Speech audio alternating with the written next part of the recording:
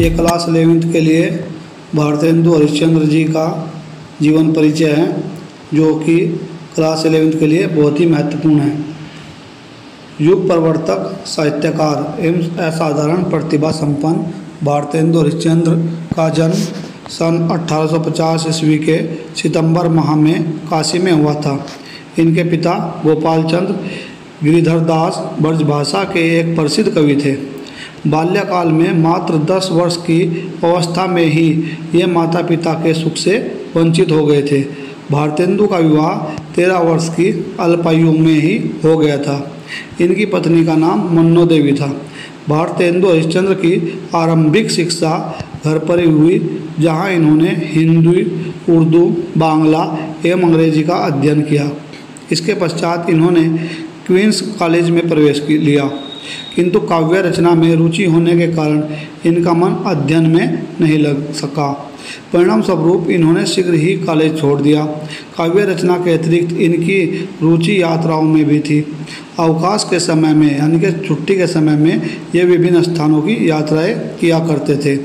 भारतेंदु जी बड़े ही उदार एवं दानी पुरुष थे। अपनी उदारता के कारण शीघ्र ही इनकी आर्थिक दशा शोचनीय हो गई और ये ऋणग्रस्त हो गए। ऋणग्रस्तता के समय ही ये क्षय रोग के भी शिकार हो गए। सन 1885 ईस्वी में इसी रोग के कारण मात्र 35 वर्ष की अल्पायु में ही भारतेंदु जी का स्वर्गवास हो गया। अपने इस छोटे से जीवन में ही इन्होंने हिंदी की जो सेवा की, उसके लिए हिंदी साहित्य जगत उनका सदैव ऋणी रहेगा। अब इन्होंने साहित्य में जो किया वो इस प्रकार है। हिंदी साहित्य जगत में भारतेंदु जी का आविर्भाव एक ऐतिहासिक घटना थी। ये प्राचीनता के पोषक, नवीनता के उन्नायक, वर्तमान के व्याख्याता और भविष्य के दृष्टा थे। असाधारण प्रतिभा संपन्न भारतेंदु जी कवि, नाटककार, समाज सुधारक, निबंध लेखक, संपादक आदि सभी कुछ थे। हिंदी गद्य के तो ये जन्मदाता समझे जाते हैं। भारतेंदु, क्योंकि हिंदी गद्य का जो विस्तार पूर्वक चलन हुआ वो भारतेंदु जी के काल से ही हुआ। भारतेंदु जी से पूर्व हिंदी गद्य की भाषा के 2 प्रमुख रूप थे। एक में सांस्कृतिनिष्ठ तत्सम शब्दों की अधिकता थी तथा दूसरे में उर्दू फारसी या कठिन शब्दों का प्रयोग किया जाता था। भाषा का कोई राष्ट्रीय स्वरूप नहीं था। संस्कृत, उर्दू एवं फारसी के कठिन शब्दों से युक्त भाषा सामान्य जनमानस से अपना भावात्मक संबंध नहीं जोड़ पा रही थी। भारतेंदु जी का ध्यान इस अभाव की ओर आकृष्ट हुआ, अतः भारतेंदु ने बांग्ला के नाटक विद्या सुंदर का हिंदी में अनुवाद किया और सामान्य बोलचाल के शब्दों का प्रयोग करके भाषा के नवीन रूप का बीजारोपण किया।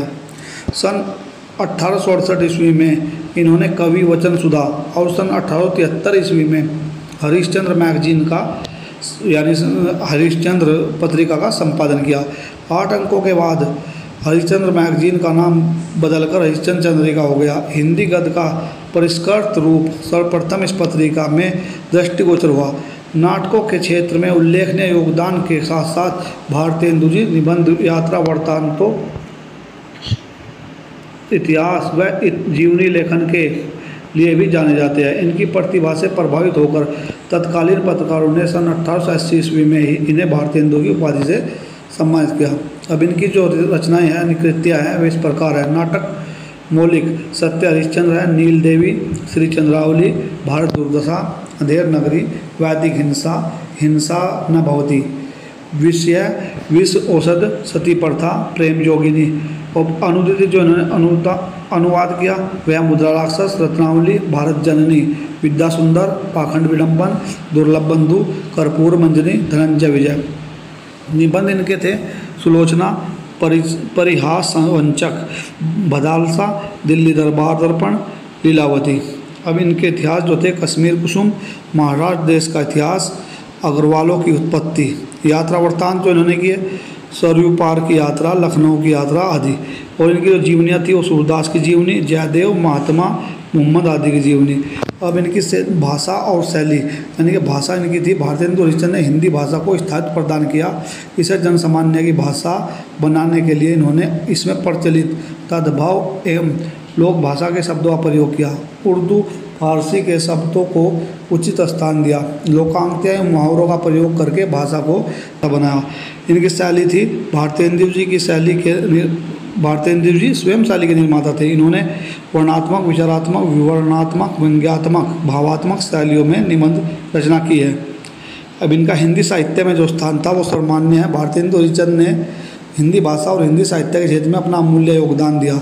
हिंदी साहित्य के क्षेत्र में इनकी अमूल्य सेवाओं के कारण ही उन्हें आधुनिक हिंदी गद्य का जनक यानी युग निर्माता, साहित्यकार तथा आधुनिक हिंदी साहित्य का प्रवर्तक कहा जाता है।